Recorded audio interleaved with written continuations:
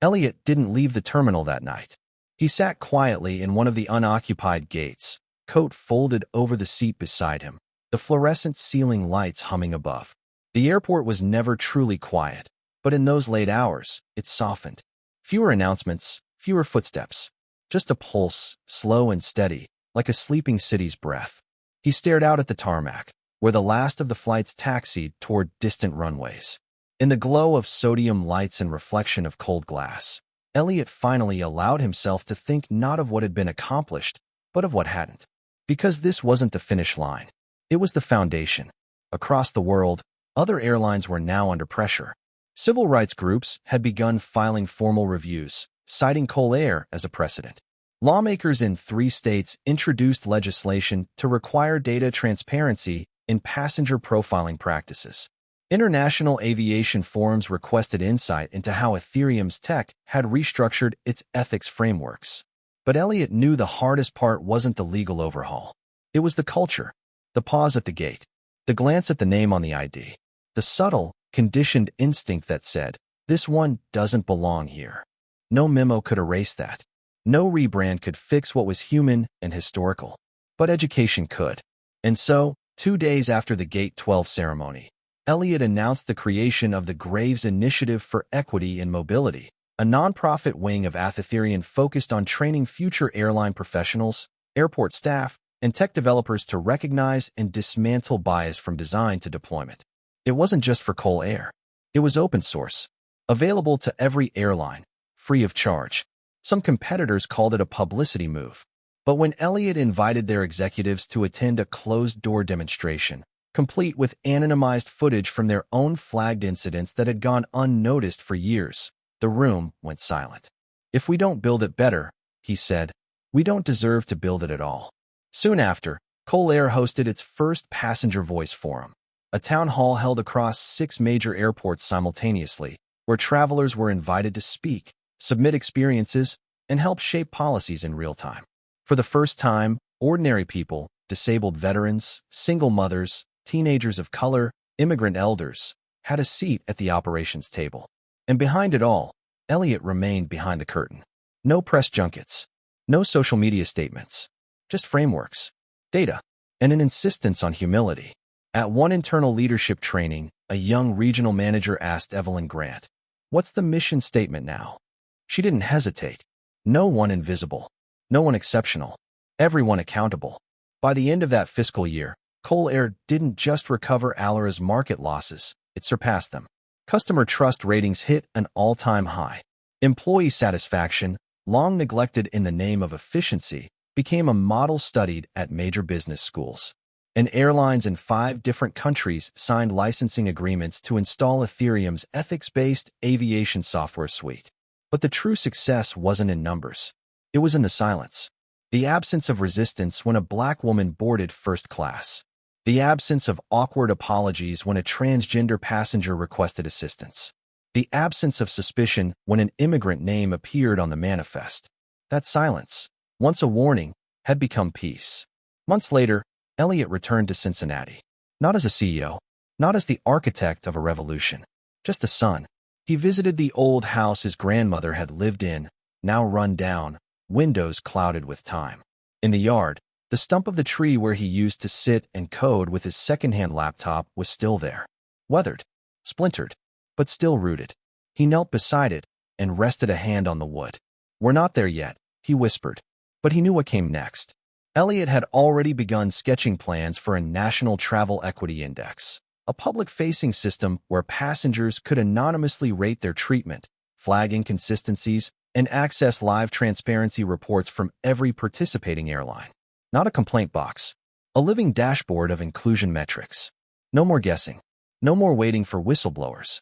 He would build it, and then step away, because it wasn't about Elliot Graves anymore. It was about the next passenger who'd be told they didn't match the profile. The next intern standing near a gate who'd feel the pull between silence and truth.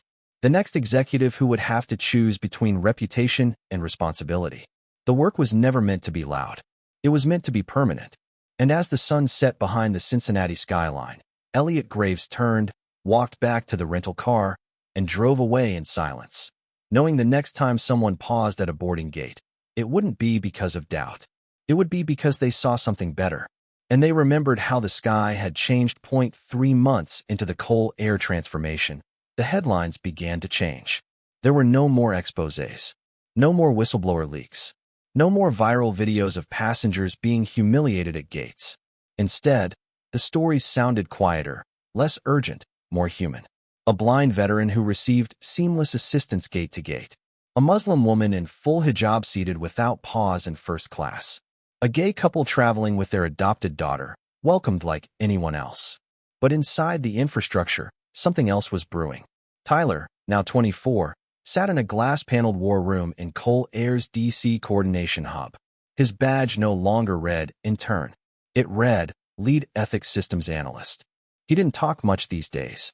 Not because he didn't have ideas, but because his job now was to listen to every subtle data stream, every pattern shift, every harmless, internal memo that made his dashboard flash amber. The power wasn't in the big decisions anymore. It was in the micro-behaviors. Like how one regional hub had quietly reassigned 3 black female gate agents from premium terminals to general boarding after a rise in guest discomfort scores.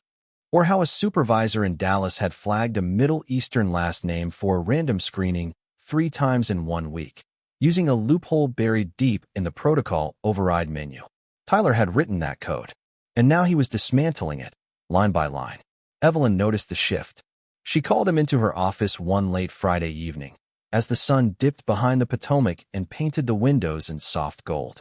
"You're the reason we're not drifting," she said, gesturing to the National Behavior Dashboard.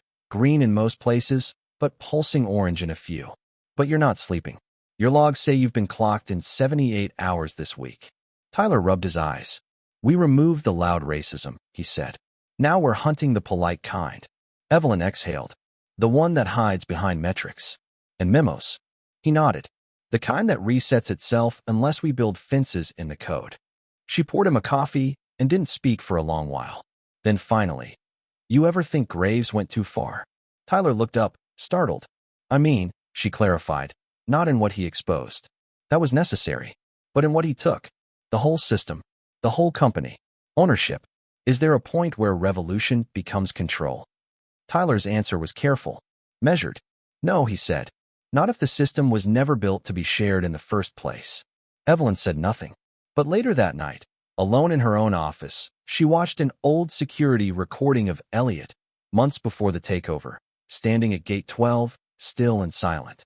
It struck her how little he'd done in that moment. No raised voice, no argument, just presence. And how much had followed because of it.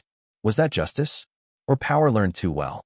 Meanwhile, halfway across the world, Singapore's Civil Aviation Authority had requested a closed-door meeting with Ethereum Systems. Their interest, licensing Coal Air's passenger neutrality protocol for use across Southeast Asia. Elliot sent Evelyn, not because he didn't trust the process, but because he knew where he shouldn't be the face. And Evelyn understood. She always had. But during that trip, something unexpected happened. The Singaporean team revealed that a major European airline had been quietly testing Ethereum's behavioral code, without consent, after pirating an older version from a subcontractor who used to work for Alara. The implications were massive. If confirmed, it meant unauthorized use of proprietary equity software, tampering with statistical outputs to mimic compliance, and most dangerously, manual override of fairness scoring metrics to preserve preferred customer perception values. Evelyn's hands trembled when she saw the data logs. They'd copied the shell of the system, but stripped the soul from it. They had used the tools of justice to reinforce elitism, just with better optics. When she returned to the States, she told Elliot everything. His reaction was silent, but his eyes narrowed, not in rage, but in calculation. "This is what happens," he finally said, "when they treat the solution like software instead of structure." And just like that, the next phase began. Phase 4, Replication Control. Tyler was tasked with leading the development of a new global certification, Ethical Aviation Seal, a voluntary badge airlines could earn only by submitting to real-time transparency audits, open algorithm reviews, and an annual passenger equity trial. Critics called it overreach. Competitors called it virtue signaling. But passengers? Passengers called it peace of mind. Within 6 weeks, 3 regional airlines applied. Within 2 months, 9 major carriers, including 2 former Aller rivals, filed letters of intent. Elliot still hadn't spoken publicly. Not once. His silence had become a kind of religion among Cole Air's younger staff, proof that leadership wasn't about personality or applause. It was about outliving the problem you set out to solve. Late one evening, as Elliot stood alone again at Gate 12, now remodeled with softwood panels, warm lighting, and fully inclusive signage, he received a message. It was from Monica Reed, the panel advisor who once challenged him to build a standard that would outlive him. She'd been reviewing the new AI training assistant for staff onboarding and had just finished its last module. The message simply read, "This isn't your legacy anymore. It's becoming theirs." Elliot closed the message, and for the first time in years he smiled. A real, private smile. The kind that didn't need a camera, a stage, or a brand. Just a seat at the gate, a name on the manifest, and no one looking twice.